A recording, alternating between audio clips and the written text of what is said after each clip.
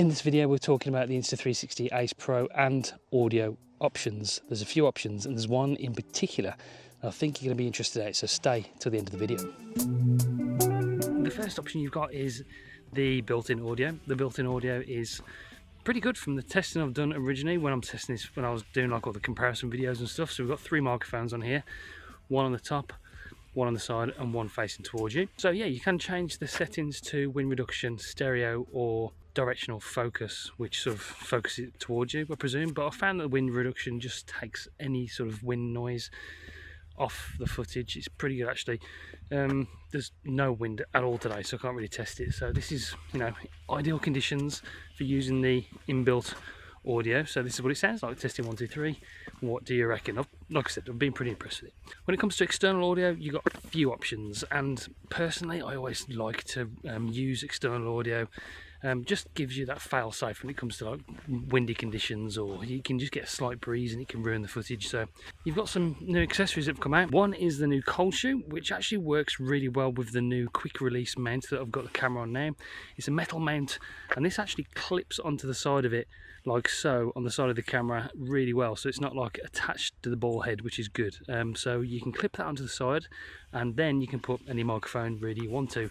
I have been using the Rode Wireless Go 2 with a 3.5mm jack, and to use a 3.5mm jack you need the next accessory, which is this one, which is the USB-C 3.5mm jack adapter. You need that as well, and then you're away to the races. You can use any microphone that you want to, pretty much, and it works really well. And I'll plug that in now for you so you can hear what it sounds like. Okay, so that is the Rode Wireless Go 2 plugged in with all the accessories on. This is a pretty good setup and pretty perfect, to be honest with you. So you've got this 8K video, which is bonkers.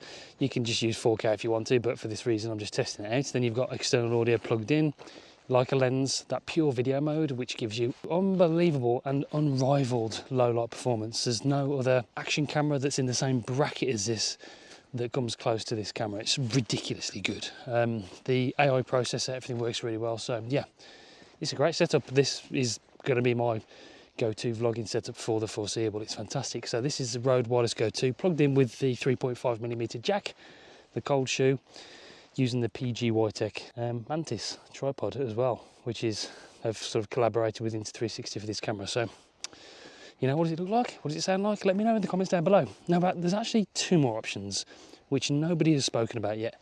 So let's talk about that now. I see a bench. I see a bench there. I'm going to sit on that bench. Get off, fly. So, DJI Wireless Mic 2 actually connects to the Ace Pro via the AirPods connection, which is basically a way to connect a Bluetooth audio source to your Ace Pro. You can use AirPods if you want to, but this microphone is far superior. We've got a bird. He won't move. So the DJI Wireless Mic works with this camera as a Bluetooth audio device, which is crazy. So you've got this option as well. Not many people have spoken. In fact, I've not seen anybody speak about this yet. So if you're planning on picking this microphone system up, it's a great microphone system. I love DJI. I love this microphone system. I will be getting it when it actually does come out with the whole system. You can use this microphone with your Ace Pro if you've got one of these as well. So that's a great option. There is one more option, which I'll talk about now. The last option is you've got the ability to record internal 32-bit float audio with the DJI Wireless Mic and sync it in post-production. That's what I'm doing for this clip. I am actually recording it and I'm putting it into my editing software, which is Final Cut Pro, and then you just line up the waveforms. Some editing softwares actually sync it for you, and it's really easy. Honestly, it's so easy. It is an extra step, but to get that 32-bit float audio with this microphone, it's just an easy step. So you've got all these options for external audio. You can go for the full vlogging setup, which I fully recommend. It sounds fantastic. The inbuilt audio is very good for non-windy days. You've got the ability to connect this via the AirPods connection, the Bluetooth connection, directly to the camera, or you can record externally and link it up in post-production. So, you know, the choice is yours. You've got lots of options for great audio, and great audio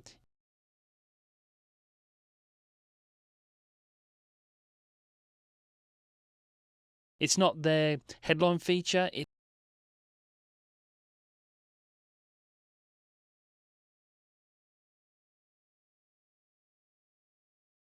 It's 8K, but you've got that option if you want to. It's future-proof. That's what it is. It still looks pretty good to me on the screen. So anyway, that's it for this video. If you want to know anything else about this camera, let me know in the comments down below. I'll try and answer all the questions.